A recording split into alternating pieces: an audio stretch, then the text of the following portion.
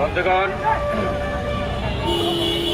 একদিক দিয়ে আমরা হোটেল রেস্টুরেন্টে কর্মরত শ্রমিকরা সরকার ঘোষিত মজুরি বাস্তবায়নের দাবিতে মাঠে নেমেছি। আমাদের মাদ্রাসার ইবতেদায়ী শিক্ষকরা এখানে অনশন করছেন, আরও বিভিন্ন শ্রেণী পেশার মানুষরা এই প্রেস ক্লাবের সামনে এসেছেন। আমাদের সাংবাদিক বন্ধুরা প্রতিষ্ঠাবার্ষিকী পালন করছেন, উচ্চ শব্দে তারা সাউন্ড বক্স বাজাচ্ছেন। আমাদের সমস্যা, আমাদের অভিযোগ, যেখানে আমরা সাংবাদিক বন্ধুদের মাধ্যমে সারা দেশকে প্রচারের দাবি জানাই, আমাদের সাংবাদিক বন্ধুরা উচ্চ শব্দ নিয়ে তারা ব্যস্ত আছে প্রতিষ্ঠাবার্ষিকীতে। যার পরও যেসব বন্ধুরা এখানে উপস্থিত হয়েছেন আমাদের সংবাদ প্রচারের জন্য, আপনাদের প্রতি অশেষ কৃতজ্ঞতা জানিয়ে আমার আলোচনা শুরু করছি। বন্ধুগণ,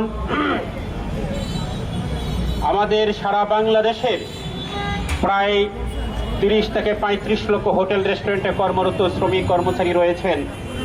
মালিকদের হিসাব অনুযায়ী 60,000-এর উপরে তাদের প্রতিষ্ঠান রয়েছে। আমরা বাংলাদেশের বিভাগীয় শহর, রাজধানী, জেলা, উপজেলায় বিভিন্ন অঞ্চলে প্রতি মুহূর্তেই বিভিন্ন ঘটনা ঘটে। মালিকরা শ্রমিকদেরকে বিভিন্ন অভিযোগে চাকরিচ্যুত করে, শ্রমিকরা মালিকের টাকা আত্মসাৎ করে ফেলছে, মালিকের বিল মেরে দিচ্ছে।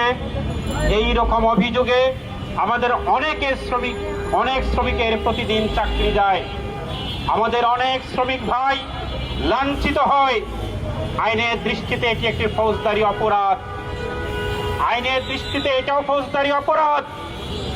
বাংলাদেশের শ্রম আইনের 289 ধারায় বলা আছে, যেদিন সরকার ঘোষিত নিম্নতম মজুরির গ্যাজেট ঘোষণা হবে সেদিন থেকে এই গ্যাজেট কার্যকর করা হয়। অর্থাৎ ওই মাস থেকে গ্যাজেট অনুযায়ী, নতুন গ্যাজেট অনুযায়ী মজুরি দেওয়া আইনগত বাধ্যতামূলক। সেটা যদি কোনো মালিক করে না থাকে, বাংলাদেশের শ্রম আইন অনুযায়ী তার 5,000 টাকা জরিমানা সহ 1 বছরের কারাদণ্ডের কথা আইনে বলা আছে। ফৌজদারি অভিযোগে অভিযুক্ত হবে। কিন্তু বাংলাদেশের এখনো পর্যন্ত মালিকদের ভাষ্যমতে 60,000 প্রতিষ্ঠান, বাংলাদেশের 60,000 প্রতিষ্ঠানের একটি প্রতিষ্ঠানও এখনো পর্যন্ত আনুষ্ঠানিকভাবে বলে নাই বাংলাদেশের সরকার ঘোষিত হোটেল রেস্টুরেন্ট সেক্টরের নিম্নতম মজুরির গ্যাজেট আমরা বাস্তবায়ন করছি। ফলে সারা বাংলাদেশে এই 60,000 প্রতিষ্ঠানের মালিকে শ্রম আইন লঙ্ঘন করছে, ফৌজদারি অপরাধ করছে। কিন্তু বাংলাদেশের কোনো প্রশাসন, কোনো উপজেলা প্রশাসন, জেলা প্রশাসন, বিভাগীয় প্রশাসন, এই রাজধানী সচিবালয় থেকে কোনো প্রশাসন এইসব দোষী মালিকদের বিরুদ্ধে ব্যবস্থা নেয় নাই। কিন্তু আমরা যদি দেখি এইসব সচিব মহোদয়েরা, ডিসি সাহেবেরা, তাদের যখন পে স্কেল ঘোষণা হবে, যেই মাস থেকে পে স্কেল ঘোষণা হবে, পরের মাস থেকে যদি এই পে স্কেল কার্যকর করা না হয় তাহলে সচিবালয় বন্ধ হয়ে যায়। অভূতপূর্ব ঘটনা। কয়েক মাস আগেই সচিবালয়ের সচিবরা আন্দোলন করছে।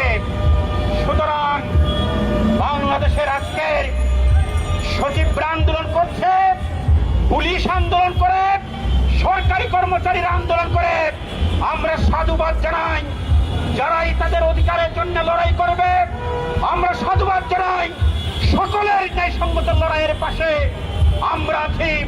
কিন্তু আমাদের ন্যায়সঙ্গত লড়াইয়ের ক্ষেত্রে এইসব আমলাদেরকে আমরা দেখি না। এখনো পর্যন্ত বাংলাদেশে যতগুলো সরকারি দপ্তর রয়েছে, এই মজুরি বাস্তবায়নের জন্য কলকারখানা অধিদপ্তরের কোন ইন্সপেক্টরকে দেখলাম না এই গ্যাজেট বাস্তবায়নের জন্য তিনি দাবি তুলেছেন। উচিত ছিল এই দপ্তরের মহাপরিদর্শককে, তাকে উদ্যোগ নিয়ে মে মাসে গ্যাজেট ঘোষণার পরেই মে মাস থেকে এই মজুরি কার্যকর করা। কলকারখানা অধিদপ্তরের মহাপরিদর্শক সেই উদ্যোগ নেন নাই। আমরা সংগঠন করে শ্রম অধিদপ্তর কর্তৃক রেজিস্ট্রেশন নিয়ে বাংলাদেশের শ্রম মন্ত্রণালয়ের আওতাধীন শ্রম দপ্তর থেকে রেজিস্ট্রেশন নিয়ে বাংলাদেশ হোটেল রেস্টুরেন্ট সুইট মিল শ্রমিক ফেডারেশন সারা বাংলাদেশের মধ্যে হোটেল রেস্টুরেন্ট সেক্টরে একমাত্র ক্রিয়াশীল ফেডারেশন। আমাদের রেজিস্ট্রেশন নাম্বার হচ্ছে 2037। অথচ যে প্রতিষ্ঠানটি এই রেজিস্ট্রেশন দিল সেই প্রতিষ্ঠান রিটার্ন নেওয়ার জন্য বছর ঘুরতে না ঘুরতেই আমাদের দ্বারে দ্বারে এসে উপস্থিত হয়। কিন্তু এই সংগঠন যে দাবি জানাচ্ছে 30,000 টাকা মজুরি দাবি নিয়ে আন্দোলন করেছিল, শ্রম দপ্তর সেদিন ঘুমিয়েছিল। আজকে এই সংগঠন মজুরির গ্যাজেট বাস্তবায়নের আন্দোলন করছে, কিন্তু ওই দপ্তর এখনো পর্যন্ত ঘুমিয়ে আছে।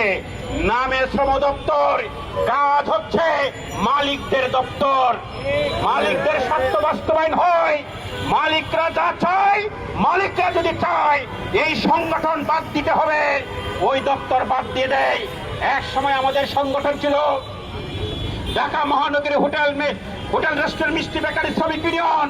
সেই সংগঠনকে সেদিনকার মালিকদের দাবি মতো সেই সংগঠনকে বাতিল করে দিয়েছিল।